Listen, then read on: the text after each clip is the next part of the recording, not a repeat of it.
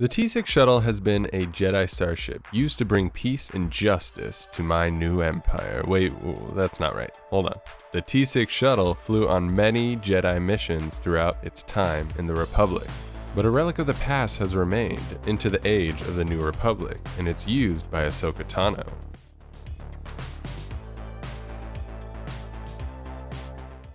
This modified T-6 is awesome. Far and away an improvement on what was used by the Jedi Order. But let us revisit what makes this shuttle awesome and talk about this new modified T-6. The T-6 shuttle was manufactured by Slane and Corporal. These Verpine designers also created such starfighters as the V-19 Torrent used by the Republic Navy and the B-Wing starfighter used by the Rebel Alliance. Interesting side note on the B-Wing, its cockpit was often a repurposed T-6 shuttle cockpit, although reconfigured to be gyroscopic rather than the T-6, which had a rotating engine block allowing for the wings to spin around the main hull of the ship. The T-6 came in at 22.8 meters in length with a top speed of 1,200 kilometers an hour, a top speed between that of much smaller starfighters like the A-Wing and X-Wing, although the acceleration wasn't quite comparable. Additionally, these Jedi shuttles came with a Class 1 hyperdrive and deflector shield generator. It did lack any sort of offensive weaponry, as this starship was made to be an ambassadorial craft. The Jedi Order used many T-6 shuttles pre-Clone Wars to resolve local disputes and conduct investigations for the Republic Senate. In Tales of the Jedi, we see Jedi Master Dooku and Padawan Qui-Gon Jinn use a T-6, while later Jedi Dooku and Mace Windu travel in one as well. During the Clone Wars, T-6 shuttles would be used by the Jedi Order to patrol and investigate. However, the increasing violence of the Clone Wars eventually forced the T-6 to take a step back, being replaced by the more combat-ready Eta-class shuttle, which featured a pair of laser cannons, although the Eta-class was as old as the T-6 shuttle. But that didn't stop Obi-Wan and Anakin from using a number of T-6 shuttles and promptly crashing them or getting them blown out of the sky. Thankfully, the shuttle came equipped with emergency survival capsules, which completely wrapped the occupant in an energy dispersive ball. The T-6 shuttle remained a reliable starship that the Jedi Order could use to transport their knights throughout the Republic. However, for all we know, they were stripped of parts and recycled like so many Republic vessels. At least we know one remained because Ahsoka and Huyang have been flying around the galaxy in a modified T-6 shuttle, so let's talk about this one.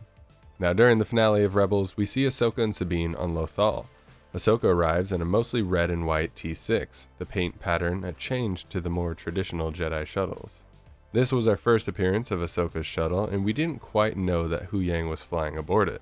Thanks to the Ahsoka show, we get to see this awesome shuttle in a more realistic and detailed way. Some of the notable differences are its boarding ramp, which deploys from the side rather than the front of the shuttle. This difference did allow Ahsoka to narrowly escape a massive explosion, so I suppose this is acceptable.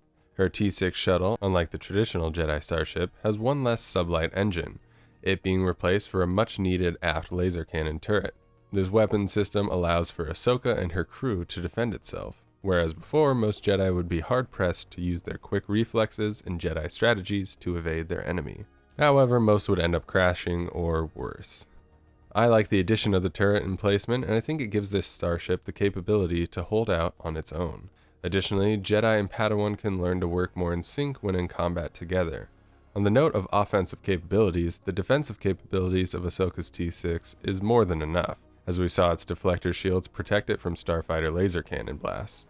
Of course, by the time the big guns got involved, also known as turbo lasers, the shields were no match, which is to be expected.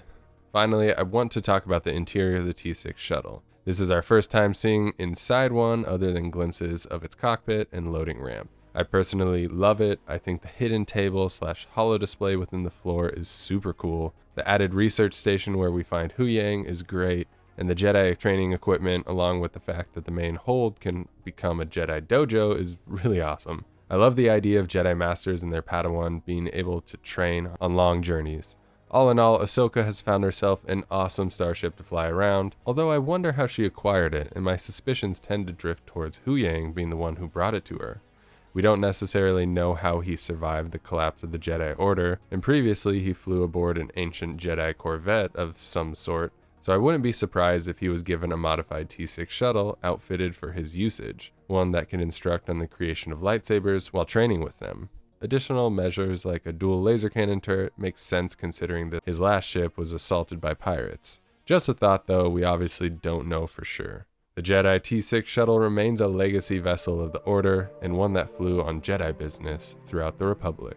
Let me know if this starship is as cool as I think it is down in the comments. Make sure to subscribe to our growing channel and force push the like button to help spread the video.